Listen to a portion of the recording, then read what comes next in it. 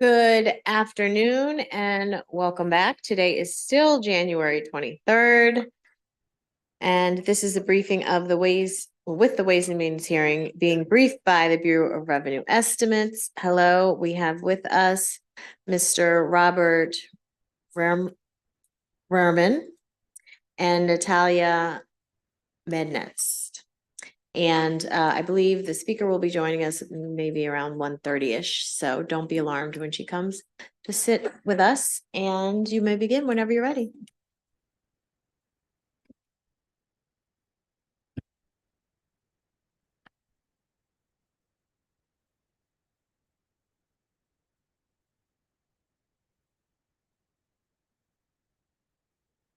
Great. Thank you, Madam Chair and members of the committee for an opportunity to brief you on an update on our revenue and economic outlook. Also, there's been a lot of things going on with our economy and our revenue structure. I have a bit of an ambitious agenda in terms of the data that we've been analyzing and looking at. Part of that will be a recent in-depth analysis that we did in the Maryland economy. We're trying to understand kind of some longer term trends that have been impacting the economy. And then also the pandemic, given the recency of the pandemic and some of those impacts are not yet fully understood. We looked into those impacts, specifically looking at our population growth and also our labor force. Before I do that, just want to do kind of a brief reintroduction of the BRE, if you will. Our primary statutory responsibility is producing the 3 times a year general fund forecast. And statute does provide for best practices in producing that forecast and ensuring that those are independent, given how imperative these forecasts are to the budget process. One part I'll touch on in the process is we at the Bureau, we produce a macroeconomic forecast and a revenue forecast for about 14 different revenue sources. Before that is presented to the board, we present this to the Revenue Monitoring Committee. This is a multi-agency committee comprised of MDOT, Treasurer's Office, DBM, and DLS, 2 members of whom you heard from earlier today.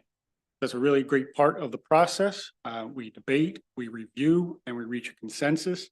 And we also harness the expertise throughout state government in reaching those estimates. Along with that, another critical part of our job is throughout the year, monitor revenues and inform the Revenue Monitoring Committee, so that way the legislature, governor, and the board are kept informed of our revenue. Another important part of our function at the Bureau is we do respond to requests for fiscal estimates for legislation. We do several hundred, and we also do anything that we forecast. So not only the taxes that we administer, but also say lottery, we will produce estimates for that. Ultimately, DLS and their expertise and their judgment, they score the note, but we will respond to any request for an estimate on legislation. And related to that, one of the parts of our operations of the Bureau is really taking advantage of our data and increasing our programming capabilities to access that. An example of this, which I'm showing, is related to the military subtraction modification. We'll get questions such as, how many beneficiaries are there in each county? In this case, St. Mary's being the highest at 6%, given the heavy presence of the military installations, to a low of 0.3% in Baltimore. We also field other questions as counties will call us up and say, how much do I have to adjust our budget by? And then also provide other details on beneficiary. So that is something that over a number of years, we've built up our capabilities. However, we're still looking to increase that because our demand for that information currently outstrips our ability to supply it on a day-to-day basis. Turning to the December forecast, our forecast was mostly unchanged from the September forecast, which in itself was a modest adjustment from the previous March. We call for economic growth continue to slow, but stay positive and avoid a recession. One thing to keep in mind when I discuss the forecast is Given that recent legislation has devoted a greater share of certain revenues to special funds, when I'm discussing the general fund growth rates, they will be lower than the total growth rates in those revenue sources. For instance, for the sales and use tax, the general fund growth rates will be slower than the total growth rate, as a greater share of the sales and use tax is being dedicated to blueprint and education.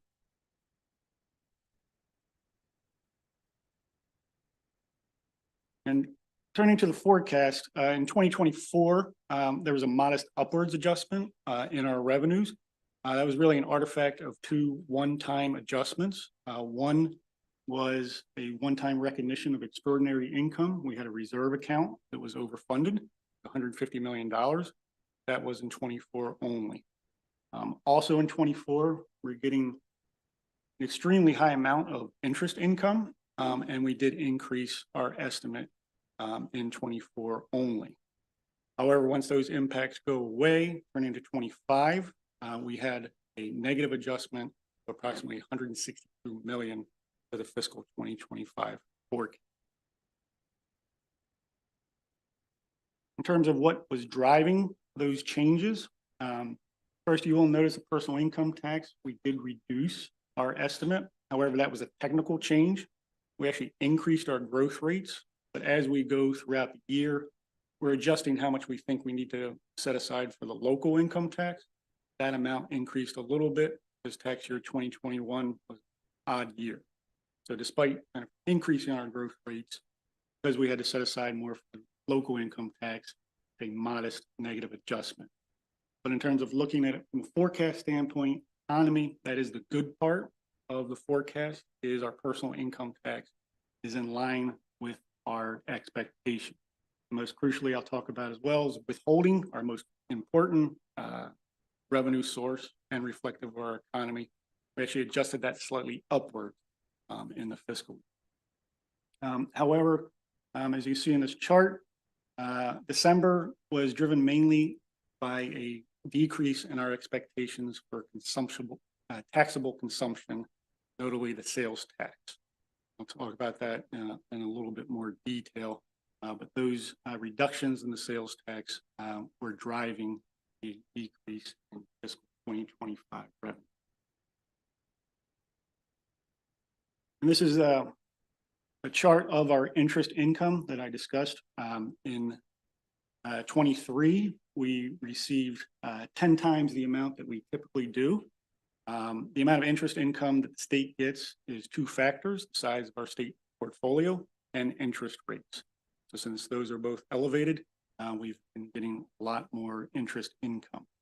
However, as you notice, we do expect that to normalize over time and reduce and return to 30 million in the out. It is worth noting also that in addition to general fund revenue, interest income generates roughly similar order of magnitude in special fund revenue state agencies as well.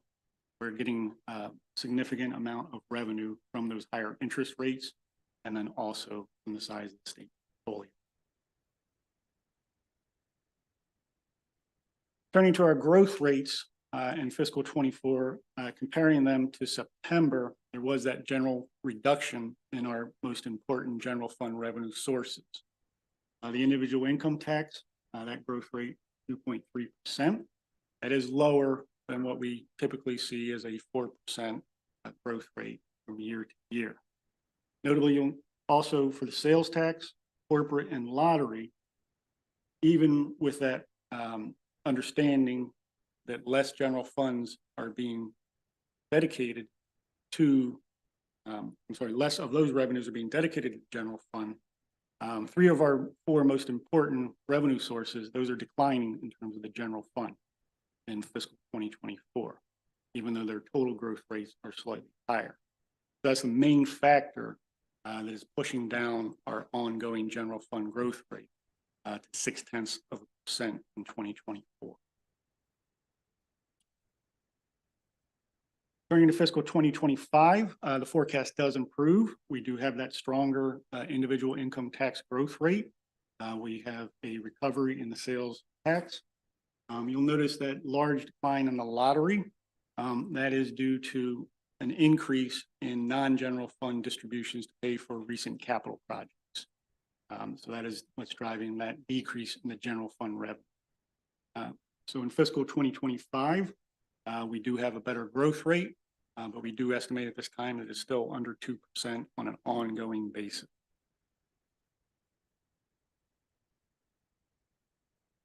And looking at the sales tax a little bit more, in fiscal 22, we just had that incredible growth, fueled mainly by the federal pandemic assistance that has continued to normalize.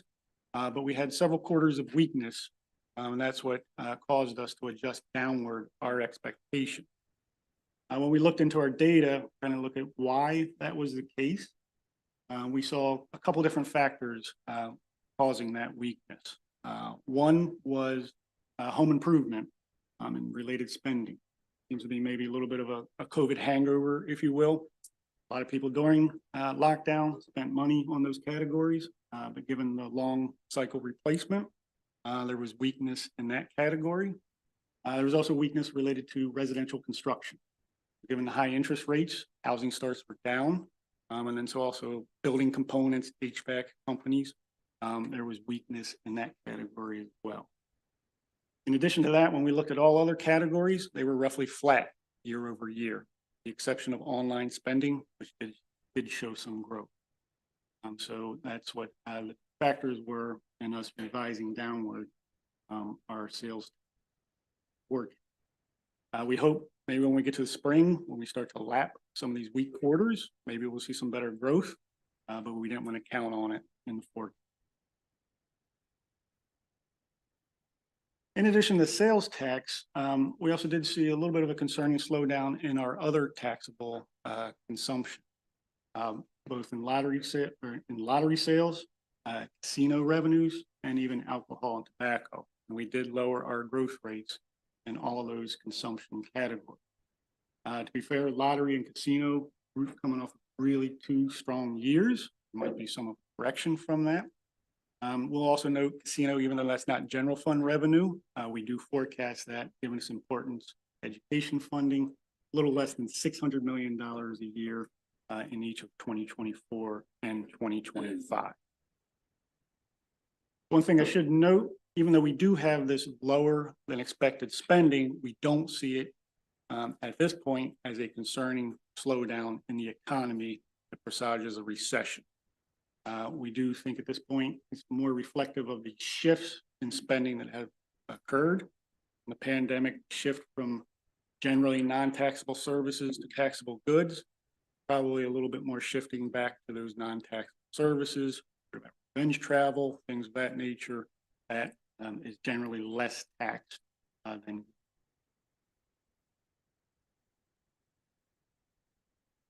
And turning to our withholding forecast, this is the most important component of the personal income tax. This is 70% of collections, and it has been growing at a good rate in this fiscal year. We do expect it to continue to moderate.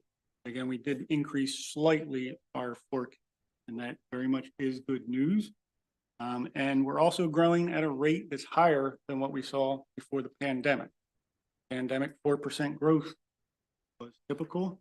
And we were a little nervous about having these higher growth rates, given that's kind of what we think is our trend growth rate. But so far, the data has shown that withholding is keeping up with our expectation. We think although job growth is slowing, what we're seeing since the pandemic is high average growth rate, high growth in average wages helping push up withholding. One thing to note is, although our personal income tax forecast is on track, we've had a lot of unusual changes in the latter half of the fiscal year with final payment.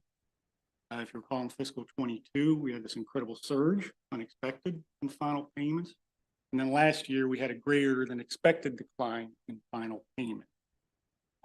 We think because capital gains did decrease more than expected.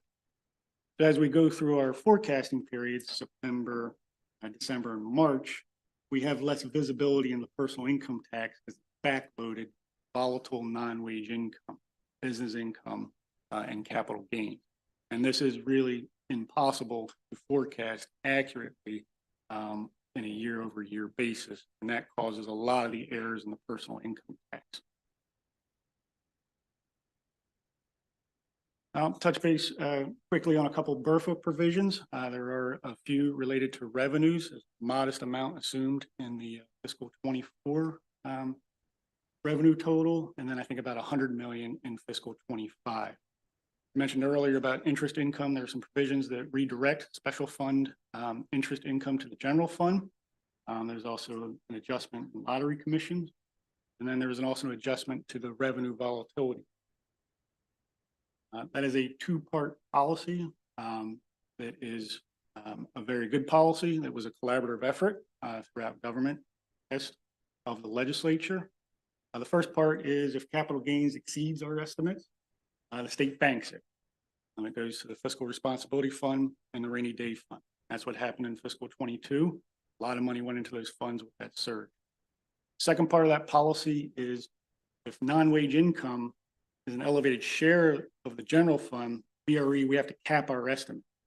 We have to reduce them based on that elevated share. There is statutory maximums in certain years, and that did come into play in fiscal 23 at $100 million cap on our estimates, and that helped offset that unexpected volatility in final payments. The BRFA extends that limitation to fiscal 20. I'm sorry, the $100 million limitation extends to 25 and to 26. So that will gain $40 million in revenue in 2025 and more in 2026. So that will just reduce some of the cushion or margin of error in the forecast. Now, turning to our analysis of the economy and specifically related to the pandemic and the recovery, this chart is maybe a little bit of the impetus of our additional research into what's been occurring in Maryland since the pandemic. Typically, with a recession, Maryland, we don't contract as much as the rest of the nation, but we don't share as much in the boom. Unusually in the pandemic, we had just as a great contraction in our jobs, and we had slower job growth recovery. As a result, we have trailed in our job creation relative to the U.S. And turning to our recent analysis, State of the Economy report, this was a joint effort between the BRE and our policy division at the Comptroller's office. And I think it's useful to view it as, say, an audit of our economy. In many measures, Maryland does rank either number one or very high in our economy, such as personal income. We're number one in personal income. We have a very educated workforce, and we also have still have a higher labor force participation. But what we saw is some of these advantages have lessened over time relative to the U.S. economy. We wanted to try to understand what were the forces for driving those changes. And so again, we did have these roundtables throughout all different parts of the state, and that was good to hear some of the data that we were looking at here that individuals were seeing that as well. One of the examples is we did some research on housing and how that might be causing some challenges in Maryland. I think we were surprised when we went out to Western Maryland. That's what we heard the most is there was a lack of housing stock and a lack of affordable housing. I think that surprised us. We went out there and heard that in Western Maryland. We didn't expect it. That was useful to get the perspective throughout all of the state, in addition to us doing our analysis. The first part that I'll focus on is how our population growth has changed over the long term and since the pandemic. This has the black line is our total change in our population, and that's broken down in three components. The top bar is our natural growth rate, births over deaths. And you have international migration and domestic migration. What we saw after the Great Recession is Maryland, like the rest of the nation, and several other countries, is we're getting older, demographics. And that's caused our natural growth rate to slow. Because that's now occurring, migration now has an outsized impact on our total growth. And what we've seen in the last 2 years, there's a shift in migration patterns in the US. For the longest time, there was migration to the coasts, New York City, Washington, D.C., also the Bay Area. Started to weaken a little bit before the pandemic. Housing was really becoming an issue. We heard stories in the Bay Area about how expensive housing was. And that since the pandemic, that seemed to be a more important consideration, possibly also with remote work becoming more viable, more employees. So because of that increased domestic out migration nationally, Maryland was caught up in that, and we likely had our first population decline in a number of years. The last time we experienced one was right after World War II, post-war production demobilization. What we don't know, though, is if this is durable. This pattern is durable. It's only been 2 years. So we don't know if this is going to continue, but this is what we've seen since the pandemic. So it's important to note. And looking at where are people coming from and where are people going in Maryland. This is looking at the last 10 years, where we're losing residents to and where we're gaining. And not surprisingly, Florida is the state that we lose most retirees moving to there. But we're also losing residents to Texas, the Carolinas. And in fact, South Carolina has the biggest draw of any state, even though it's not the biggest net increase. 2.5 Maryland residents moving to South Carolina for every South Carolinian returning or moving to the state. You also notice Virginia is on here. We do lose residents to them. However, we have an enormous amount of flows of migration between the two states. So it's really on net, not that bad compared to other states. And in fact, Pennsylvania losing double the amount of residents in that state compared to Virginia. So who are we gaining from? We're gaining from New York, New Jersey, and the District of Columbia, our biggest source of inflow. So it appears that cost of living, at least one factor associated with this change in migration. One thing I also note is not only is it we observe it from state to state, we're also seeing it within Maryland. We're seeing a diffusion, if you will, a little bit of migration away from more populated, higher cost areas, Eastern Shore, Western Maryland. I think Prince George's County in the last couple of years is a perfect illustration of these dynamics. They gained a lot of residents from the District of Columbia. In fact, that was the district's largest loss in terms of destinations for their residents. But then Prince George's County in turn lost about the same amount of residents in other parts of the state, notably Charles County. So those are the migration patterns that we've seen develop since the pandemic. But it's also important to note that relative to the total population, they are relatively modest on net. Again, because we're having slower population growth, are having a greater impact. And turning to some of the details of by age and income of the residents where they're moving to and from. And we've always kind of lost older, higher income residents, particularly in early stages of retirement. Oftentimes they do come back for healthcare and care, but we also import young individuals either for education or job opportunities, and eventually they become our productive workforce, and then they replace those higher income individuals. What we've seen since the pandemic is we've kind of held the center, if you will. Middle income, middle age, there hasn't been a big change. I think that makes sense because these are the most likely to have housing already, and then also have school-age children. They're less mobile. But we have seen a little bit more out-migration in older population, younger, and higher income and lower income.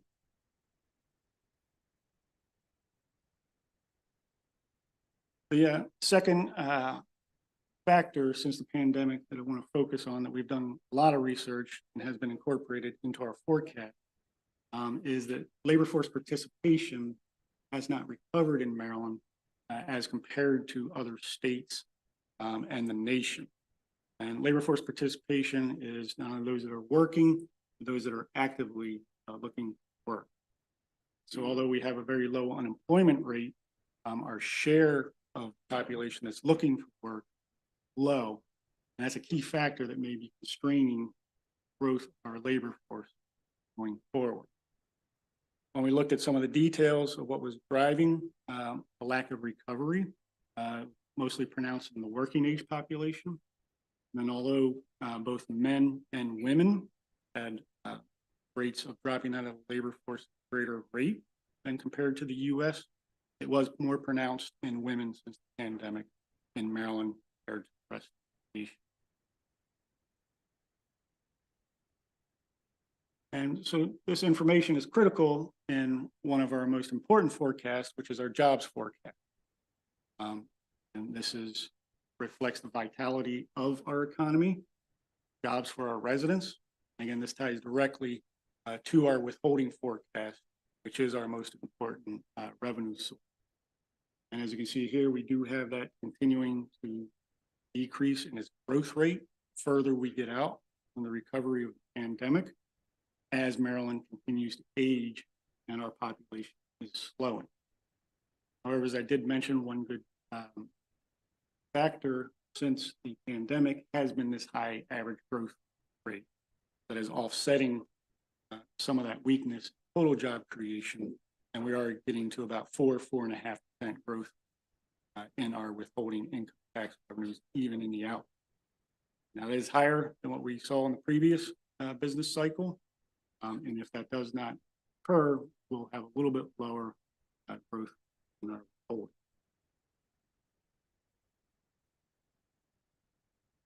I'm just going to conclude, just kind of give a little more details of in the last 3 years within our personal income tax, kind of give some characteristics of the changes that have occurred, because there's a lot of variation by income groups and then also geographically throughout the state. Looking here, this is really tax year 2020 and 2021, these extraordinary growth rates that we experienced. It was almost in total driven by capital gains and business income. So within these years, you can see that Montgomery County, Baltimore County, wealth centers of the state, those had high growth rates in average federal adjusted gross income. This is really looking at average taxable income that's reported by residents.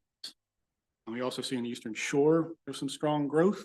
In general, the Eastern Shore is a little more cyclical. It does tend to rise as the economies expand. Also within this chart, we have breakdown by income, the growth rates.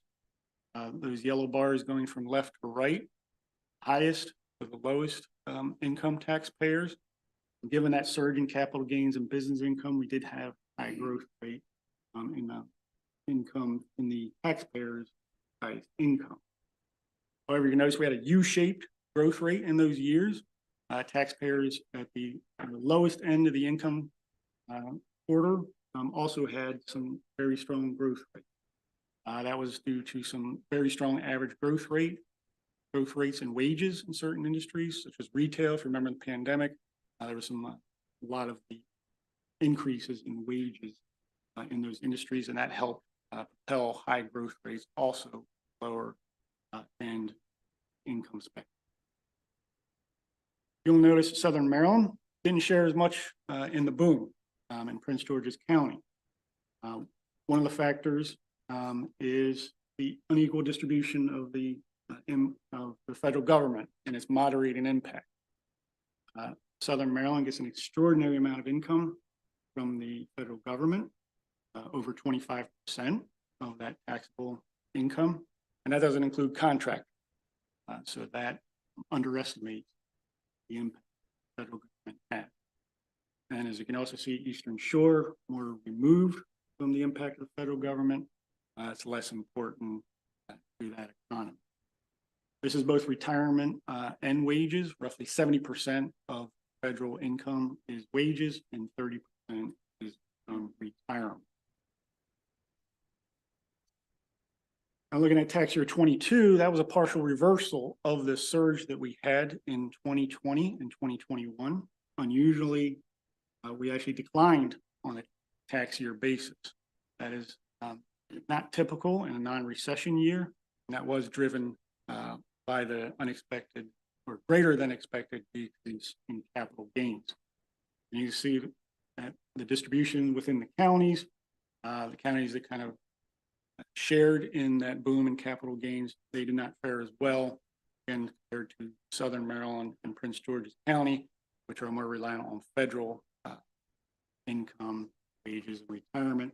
So their growth rates better compared to other counties. And this Southern Maryland is almost our Maryland in miniature, where it is more moderate relative to the state. With that, thank you for allowing me to present, and I'll be happy to take any questions. Thank you, Delegate Griffith. There we go. I'm figuring it out. Thank you. Thank you, Madam Chair. Just a quick question, because I keep coming across different numbers, just trying to drill down a little bit on the workforce participation rate. And you were saying in the graph that we're lagging behind the rest of the country in recovery in that front. Do you have what our current workforce participation rate is? Yes, I do have it. I will get it's in the 70s. I think it's but I will get the exact rate. It's in the check. Yeah, 70%. I will double check that though. Okay, because I've heard a bunch of different numbers. I'm trying to drill down that. And you'd also said, because we had a briefing earlier saying that it was really driven by retirees. And in your briefing, you say it's driven from other factors. Could you elaborate on that, please? Sure. So I think we've had discussions with Teresa on that. I think she was the one that presented that. And I think it's also some of the new data, it's reasonable minds kind of come to different conclusions. Sure. So it could be both. And sure, it could be. So I have discussed with Teresa, maybe that was a lot of retirements that occurred right after the pandemic. No, I appreciate it. And you're both saying similar things, but a little bit variations. I'm just trying to really drill down to get to the bottom of that. So thank you. I appreciate it. Sure. Delegate Hornberger, then Delegate Ebersol. Thank you, Madam Chair. Just a question, technology based. I know the comptroller is looking at modernizing the office. Are you using AI in any way to do your forecasting? And if so, are you weaving it in with the traditional methods or side to side? What's the use of technology for these projections? Sure. So we do use a data-driven process. It starts with our data, and then we do produce econometric forecasts. And then we also, as we go throughout the fiscal year, also take into account year-to-date payment. We are looking next to, you always have to stay up in terms of, like you said, technology. Mm-hmm. And there are now some machine learning forecasts. Yes. And I have talked to other friends who are in other forecasting agencies. They're starting to use them with mixed results. But it is something on the horizon that we are looking to make sure that we stay current in our capability. Yeah, I know the financial sector is heavily utilizing these models. So, okay. All right, thanks.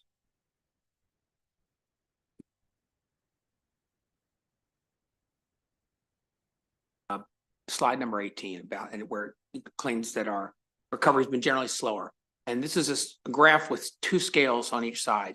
So you can, of course, different scales would make it look a little different. Is there a norm referencing you do between the scale on the left, the US, and the scale on the right in Maryland that makes them equivalent in some way? Or do you use a point as a zero reference where they're about the same? Yeah, I believe what we try to do is index to the starting point for both the federal government and Maryland, kind of track the changes. Okay. It looks like in the center it's about equal. So do you kind of go out in both directions from that, or do you start back in 2016 or? Bear with me while I look at 10. Slide 18. Thank you.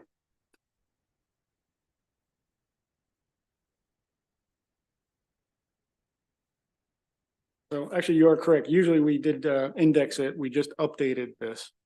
So that does, we in this instance, looks like we are indexing it right to this, right before the pandemic. Okay, Try to capture that, compare Maryland's growth relative to the nation's. thank you for that. I'd like to welcome Madam Speaker to the Ways and Means Committee.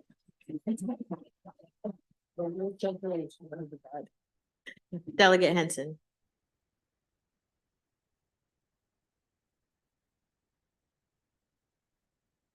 My question is surrounding the kind of different facets that you've looked at, the different variables. It says that our labor force participation is lagging.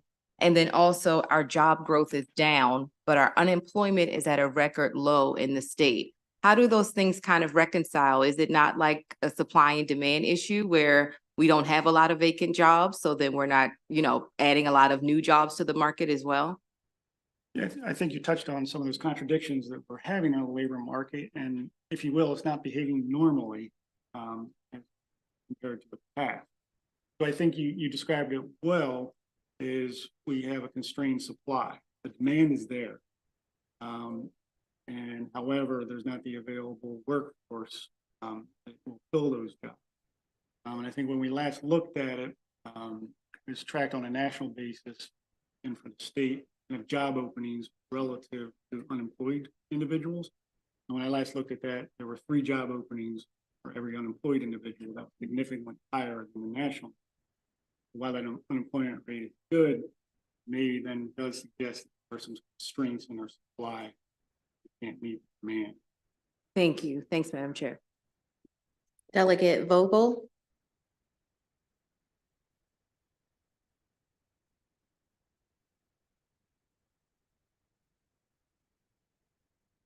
Thank you, Madam Chair.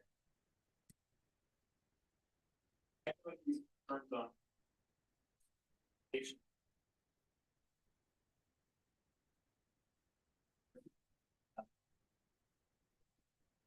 touches on some of those potential including the lack of access to affordable childcare, but also the mental health crisis that we have in our state and the challenges around substance use disorder. Maryland leads the country in opioid overdose deaths, right? So curious as to what you all are seeing as some of those root causes, and if you concur with the controller's assessment that those could be root causes. So I do think in general, I'll be cautious because we do have a lack of data to support that. So since these are new trends, we can't say for certainty what's driving that. And again, like a lot of issues, it probably is multiple factor. And within producing the report, we actually debated a lot amongst ourselves, what we thought were the factors driving it. But I do agree, those are 3 potential causes for that. Is have some barriers to employment, health related, or because of the opioid epidemic. It also could be childcare as well. I do agree those are 3 potential causes are impacting our labor force participation. Thank you. So there could potentially, there is a need for policy in those sectors, right? In the health sector and the mental health sector, and those could have pretty profound impacts on our economy moving forward. I'm not an expert in that field, so I think I'll not put myself out there and stay in my lane, if you will. But certainly there is research that indicates that could help the economy. Thank you.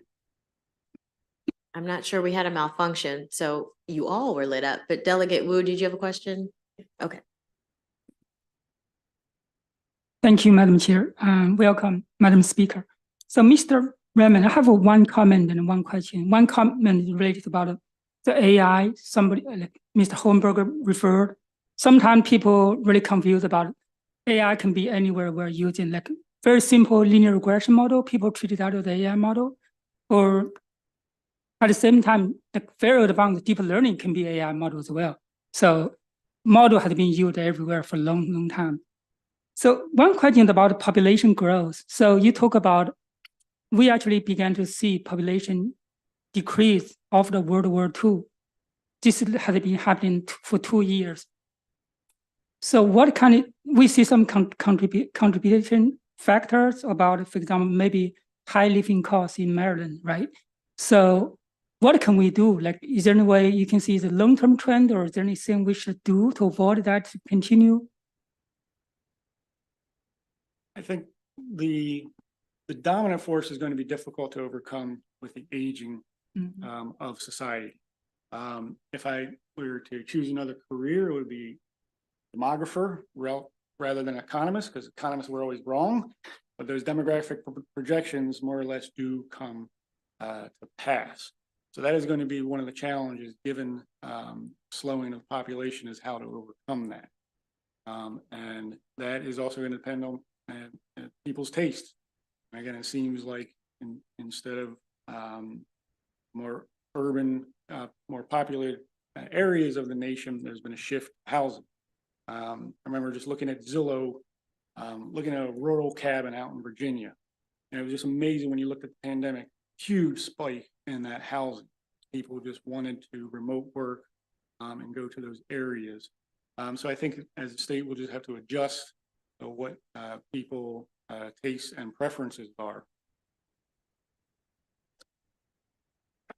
I think the question is, some other states see population growth, right? We are seeing population going down, but the whole country actually see population growth as well, right? Yes. So I think just what can we do, right? And in terms from your department, your analysis, is there a policy side we can do change? I think again, it's, you know, it's hard, as a lot of people are thinking of that. Other countries have had incentives to promote natural growth rates, and that's had mixed results. So it's a lot of much more smarter people than me and experts in that area have looked at that. So it's hard to kind of come out definitively with policy that would be effective. But it is certainly something that we look at and we think about. But unfortunately, I think it's not something I can say, this is what we need to do. But it is something that we need to be aware of and try to look at policies to encourage growth. Thank you. Delegate Long. Thank you. I have a question about capital gains. You mentioned, I think in 2022 was a lot of money coming in from capital gains. Am I correct? 22, there was still an elevated amount, but we had a greater than expected line. Okay. A surge in 2020 and 2021. Okay, and you said in 2023 there was a decline in capital gains. Am I correct? 2022. 22. Okay. Yeah, have you identified what was behind the decline in capital gains? What people were paying and where the money's being generated? Sure. So we don't have data on that yet. There is a lag. But if you recall, in 2022, that was a rough year for market. Not only were the stock indexes down, I think by over 20%, but also bonds unusually had 2 years of decline. So a lot of those financial assets, because of the increase in interest rates, had a valuation compression in the market. It wasn't a recession, wasn't earnings causing that. But 2022 was really a tough year in the financial market. The good news so far in 2023 is, you know, we've had a recovery, but we're not sure how that will translate in terms of growth in 2023. There is also the capability to carry forward losses of certain minimums. We might not much growth. Right. My second question would be, you said that we have lost population since pre-World War II. Is the lowest since then, am I correct? I do take the population estimates with a little bit of grain of salt, but it does appear to indicate that we had a population loss. And if that is accurate, the last time that it happened, I believe, was 1946, right after World War II. It was a 1-year decline, as there was probably some dispersal from the War Production Center. The good news in that part, though, is that was followed by a decade strong population growth in the state. Thank you. Any other questions from the committee? I just have one quick question. I don't know if you can answer this. I just found it interesting when you were talking about folks getting back to work in terms of labor participation. And you said that men are, I don't have the stats in front of me, what you said, but women aren't going back to the rate that men are. Do you have any information as to why that might be? Again, we don't have data, but I think in terms of maybe informed speculation, if you will, that might have been related to childcare responsibility. If children were learning remote, that may have caused more women to have to take on those responsibilities. So childcare may have played a role in. Okay. Thank you. Seeing that there are no further questions, thank you very much. And that concludes today's briefing with the Ways and Means Committee. See you tomorrow.